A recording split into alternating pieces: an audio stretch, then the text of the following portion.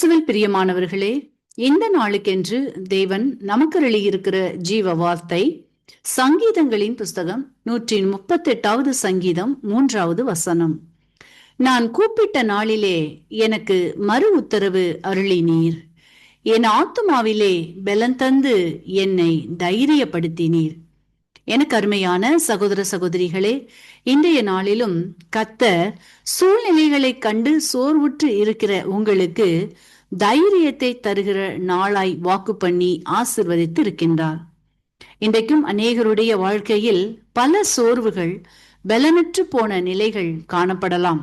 காரணம், சூழ்நிலைகளின் காரணமாக சோர்வுக்குள்ள தள்ளப்பட்ட நீங்கள், இயேசு இருக்கிறார், அவர் ரட்சிப்பார், அவர் வல்லமை உடையவர், தேவாலயத்தை காட்டிலும் பெரியவர் என்பதையெல்லாம் அறிந்திருந்தும் பலனற்று தைரியத்தை இழந்து போய் என்ன செய்வது என்று அறியாதவர்களாய் ஒரு சிலரும் நீண்ட நாட்களாய் தேவைகளுக்காக, சுகத்திற்காக, விருப்பங்களுக்காக காத்திருந்து பதில் இல்லையே என்றும், என் ஜெபங்கள் கேட்கப்பட்டதா இல்லையா என்ற சந்தேகத்துடன் இருப்பவர்களும், வேறு சிலர் புதிய விடியலுக்காய் புதிய பாதைகள் திறக்கப்பட வேண்டி காத்திருக்கிறவர்களும் உண்டு.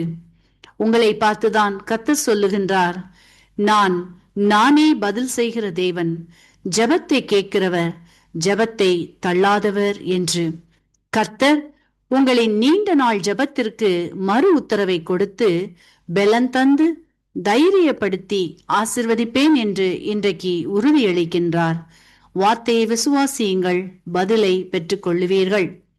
இன்றைக்கும் நாம் 1 சாமுவேலின் புஸ்தகம் 30வது அதிகாரத்தை வாசிக்கையில் அங்கே தாவீதை குறித்து பார்ப்போமானால், அவன் குடியிருக்கிற நகரமாகிய சிக்லாகின் மேல் அமலேக்கியர்கள் தாவீதுக்கு விரோதமாக புகுந்து நகரத்தை அக்கினியினால் சுட்டெரித்து அங்குள்ள ஜனங்கள் யாவரையும் சிறைப்பிடித்து சென்று விட்டனர்.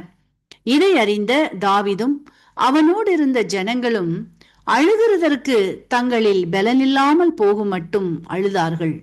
கர்த்தரை நோக்கி முறையிட்டார்கள். அப்பொழுது கர்த்தர் தாவீதுக்கு மறு உத்தரவு அருளினார்.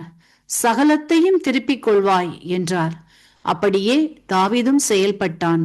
கொள்ளையாடி கொண்டு போன யாவற்றிலும் ஒன்றும் குறைவுபடாமல் எல்லாவற்றையும் தாவீது திருப்பிக் கொண்டான், பலனடைந்தான் என்று நாம் வாசித்தறிகின்றோம்.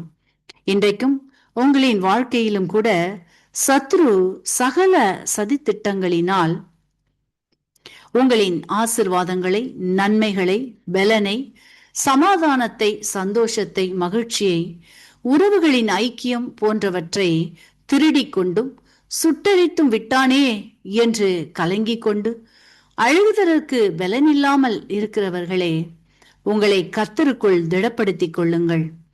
அவரின் சமூகத்தில் ஆறுதல் பெறுவீர்கள். கர்த்தர் தாவீதுக்கு அருளின அதே மறு உத்தரவை இன்றைக்கு உங்களுக்கும் அருளுகின்றார்.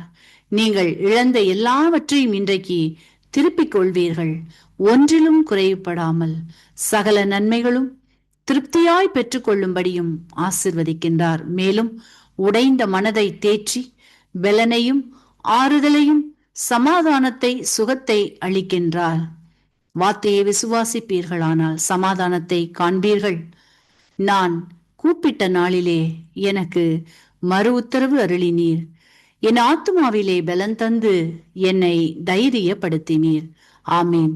இன்றைக்கும் இந்த வார்த்தைகளை கேட்டுக்கொண்டிருக்கின்ற உங்களில் யாரேனும் உங்களின் பாவங்களுக்காக மரித்து உயிர்த்தெழுந்த இயேசுவை அறியாமலும் விசுவாசியாமலும் இருப்பீர்களானால் இன்றைக்கு உங்களை ஒப்பு கொடுத்து விசுவாசியுங்கள். உங்களின் பாவங்களும் மன்னிக்கப்பட்டு விடுதலையாகி ஆசீர்வதிக்கப்படுவீர்கள்.